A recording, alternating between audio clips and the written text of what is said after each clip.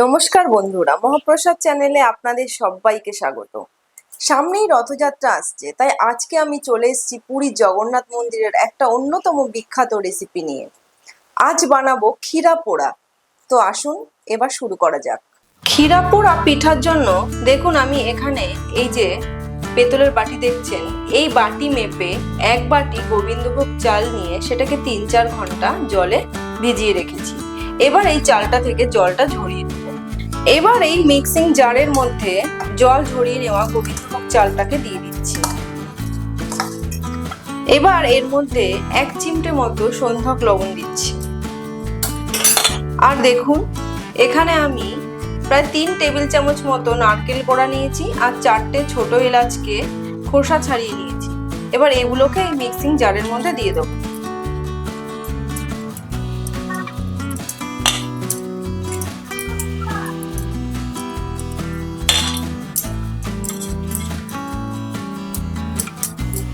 আর এর মধ্যে দেব হাফ বাটি পরিমাণ দুধ।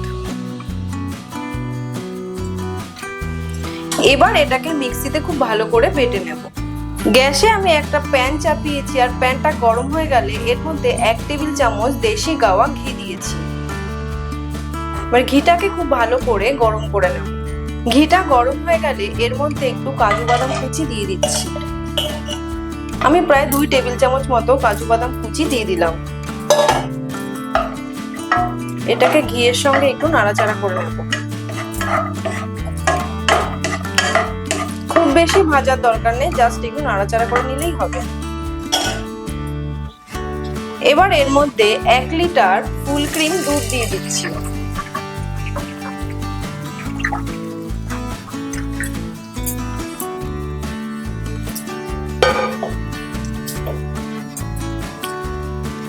আর দেব দেখুন ১ বাটি পরিমাণ চিনি।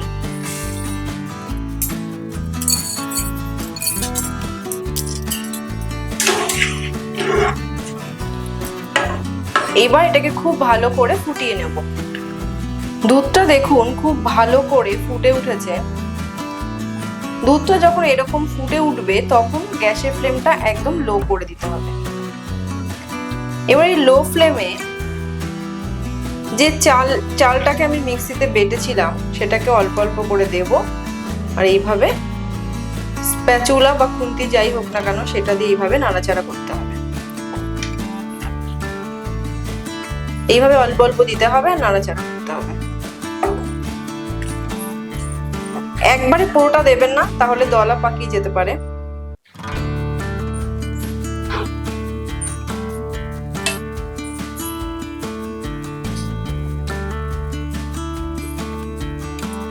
আর বাকিটা দিয়ে দিচ্ছি। এইভাবে লো ফ্লেমে আস্তে আস্তে আস্তে আস্তে মেশাতে হবে এটাকে।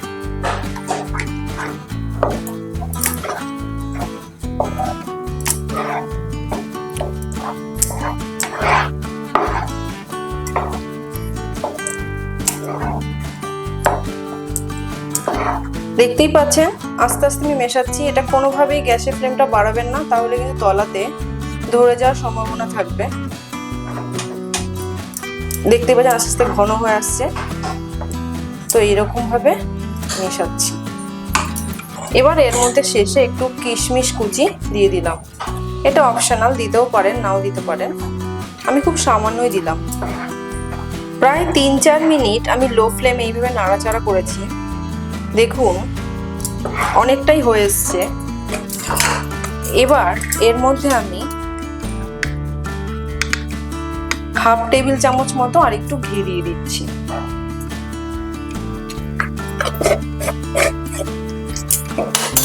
দিয়ে এটাকে মেশাবো।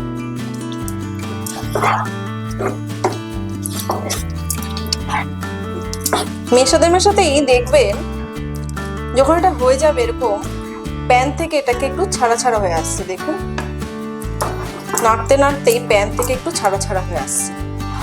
তার মানে বুঝে নিতে হবে এটা এখন অনেকটাই তৈরি হয়ে গেছে। এখন আমি গ্যাসের ফ্লেমটাকে বন্ধ করে দেব আর এটাকে একটা পাত্রে নামিয়ে দিচ্ছি।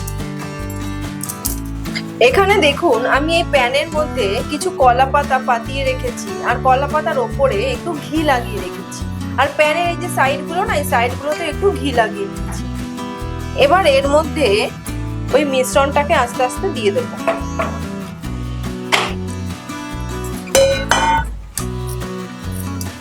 একটু গরম গরম অবস্থায় দেওয়ার চেষ্টা করবেন, ঠান্ডা হয়ে গেলে কিন্তু এটা সেট হবে না।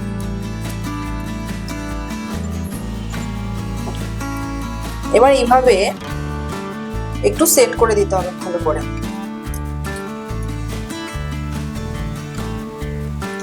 চারিদিকটা সমান করে দিয়ে সেট করতে হবে। পুরী মন্দিরে এইরকম অনেক ধরনের পোড়া পিঠা দেওয়া হয়, তার মধ্যে ক্ষীরা পোড়া কিন্তু অন্যতম। দেখতে পাচ্ছেন আমি একটু চেষ্টা করছি আস্তে আস্তে চারিদিকে সমান করে দেওয়ার। খুন্তি দিয়ে সমান করে দেওয়ার পর এবার একটু হাতে এরকম ঘি লাগিয়ে নিচ্ছি। ঘি লাগিয়ে দিয়ে চেপে চেপে সুন্দর করে সেট করে দিতে হবে, তাহলে হাতেও লাগবে না, আর উপরটাও দেখুন কি সুন্দর করে সমান হয়ে যাচ্ছে। এরকম চারিদিকটাই ঘি লাগিয়ে লাগিয়ে সমান করে দেবো, আর চেপে চেপে দেবো যাতে কোনো ফাটল খুব বেশি না থাকে। এবার এর উপর দিয়ে কয়েকটা নারকেলের ফাল বসিয়ে দিচ্ছি।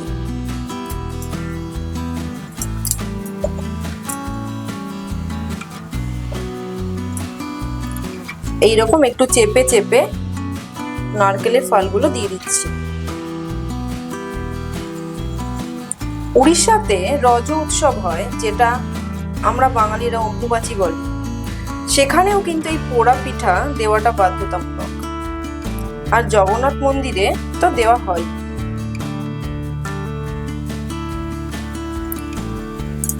আমি একটু সাজিয়ে সাজিয়ে এরকম দিচ্ছি, আপনারা ছড়িয়েও দিতে পারেন, কোনো অসুবিধা নেই, যেরকম ইচ্ছে একটু সাজিয়ে দিলেই হলো।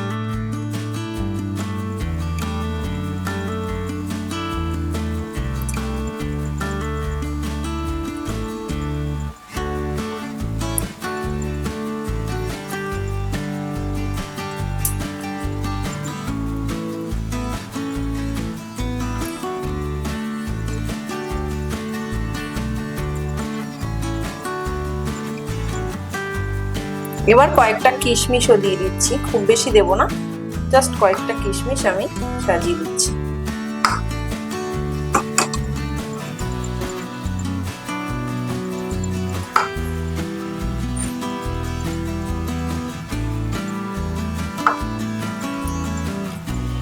ব্যাস 5-6টা কিশমিশ আমি এইভাবে সাজিয়ে দিলাম।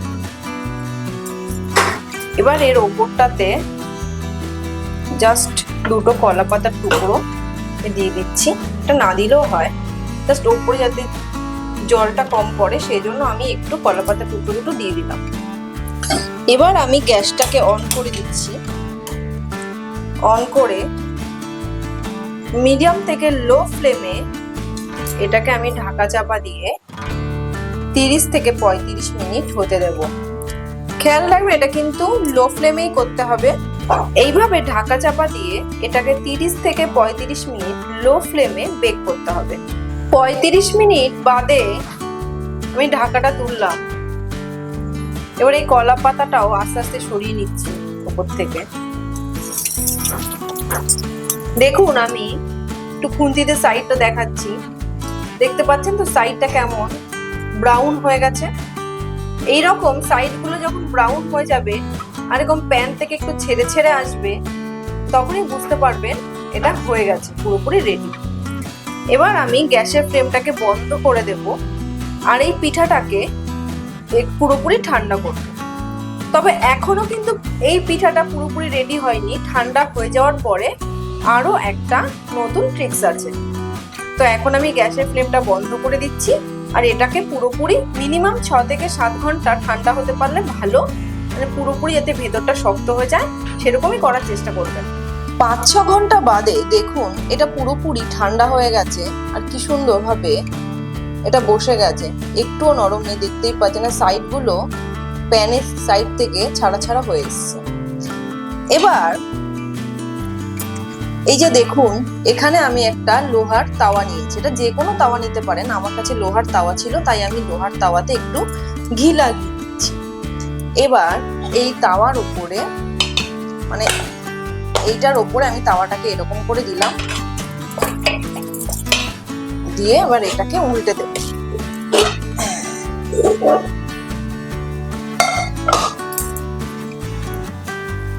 এবার আমি এর ওপর থেকে এই যে কলা পাতাগুলো ছিল এগুলোকে ছাড়িয়ে নিচ্ছি।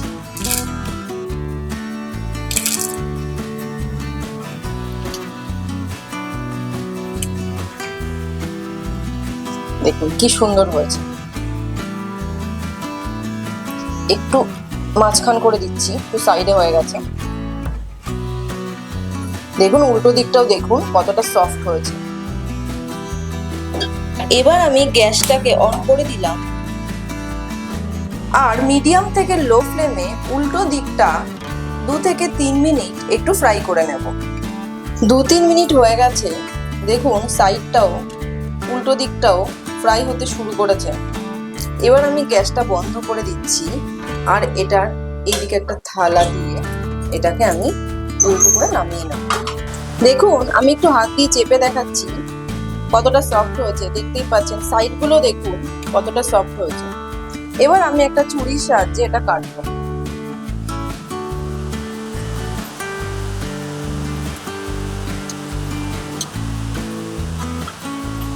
আমি এই ক্ষীরা পোড়া পিঠাটাকে এইরকম একটু পিস করে কেটে প্রভু জগন্নাথ দেবের জন্য এই থালাতে সাজিয়ে নিয়েছি। আমি এখান থেকে একটা পিস দেখুন দেখাচ্ছি কতটা সুন্দর হয়েছে। এই দেখুন কতটা সফট হয়েছে, দেখতেই পাচ্ছেন। এই দিকটা ফ্রাই হয়েছে আর দেখুন এই দিকটা কতটা সফট হয়েছে। এই দেখুন আমি আর একটা দেখাচ্ছি। এই দেখুন, এই দেখুন কতটা সফট, দেখতেই পাচ্ছেন কতটা নরম। দেখুন কতটা নরম হয়েছে, কিন্তু অথচ ভেঙে যাচ্ছে না, কিন্তু আর ভেঙে যাচ্ছে না। তো বন্ধুরা আজকের রেসিপি আপনাদের কেমন লাগলো তা আমাকে প্লিজ কমেন্ট বক্সে কমেন্ট করে জানাবেন। আর ভালো লাগলে ভিডিওটিকে লাইক করবেন, হাইপ করবেন আর বন্ধুদের মধ্যে অনেক অনেক শেয়ার করার অনুরোধ করব। আর আমার চ্যানেল যদি এখনো আপনাদের সাবস্ক্রাইব করা না থাকে তাহলে প্লিজ সাবস্ক্রাইব করে নেবেন। আজকের মতো তাহলে এই পর্যন্তই। আবার চলে আসবো পরের পর্বে অন্য কোনো রেসিপি নিয়ে। ততক্ষণ সবাই ভালো থাকবেন আর সুস্থ থাকবেন। জয় জগন্নাথ।